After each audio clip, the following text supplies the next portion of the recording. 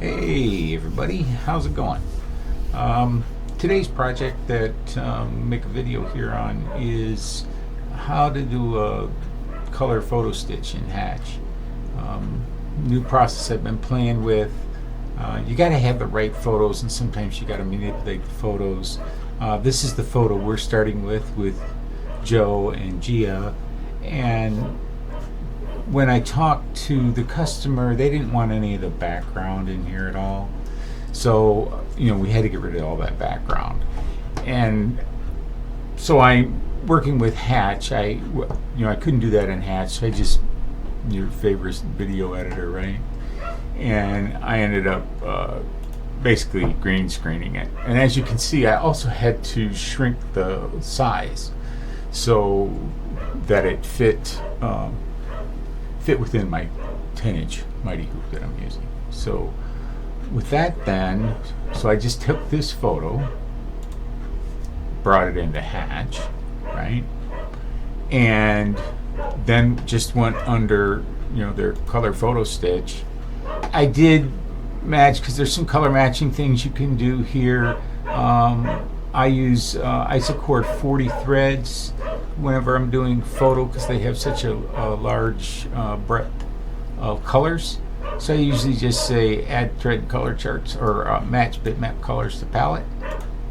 So then it goes through and finds them all. I had to adjust a little bit of these here and there, but sometimes this works well. Other times it's just easier to bring the bitmap colors in and pick your own colors from your threads. So, so with that in mind, then I'll go ahead and the first thing, or we'll go ahead and hide this, right?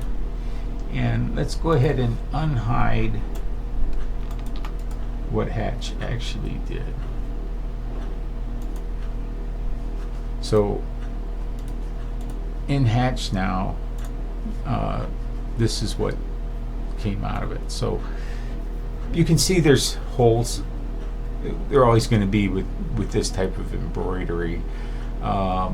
It's really kind of killer to watch stitch out, because there's blending between the colors here that happens as it stitches, which is kind of neat. So I had to go through and figure out what background color would work best, and based on the colors that are in the picture. And so it was kind of a dark gray is what I ended up settling on, right? So then the next thing we needed to do is just add Joe and Gia's name here to the printout, to the stitch out, sorry. And from here then I just went ahead and, I needed one other thing, that's right, I needed one other thing. And I had to make an object for this, because this is going on a fleece hoodie. So I needed a knockdown stitch created. And it's just easier. I went into Hatch and basically drew this object right here.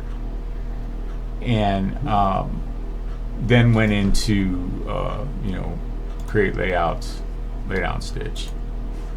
Selected that object and went ahead and created the layout, so the knockdown. So as you can see, if I hide all this other stuff, right, there's the knockdown stitch. So, and I tried to match its color with the color of gray of the background. That way, you wouldn't see this either in the final stitch out. So with that, what I've got here then is a video where I took probably 5 to 10 second shots and of this thing being stitched out, so you can kind of see how the magic works. If you want to stick around at the end, I actually have pictures of the actual jacket that's being stitched, a picture of the jacket, and then kind of a close-up so you can actually see what's really going on. Because it does look a bit different than it does in Hatch. It's always going to, just because of the way colors are done on monitors versus how they're done on threads, right? So sit back and relax and enjoy the stitch out.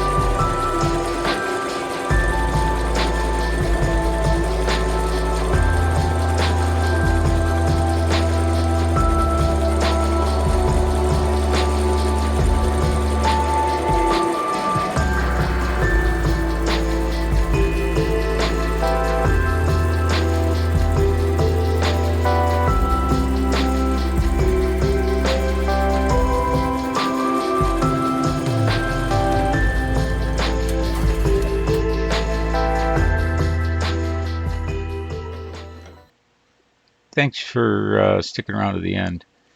Here you can see it in the hoop just after I took it off the machine. Kind of a nice picture there of it. And then here's an actual picture of it on the coat, so you can see the whole coat and how it hangs on the coat and where we put it, so we didn't want the hood to block off any of the picture.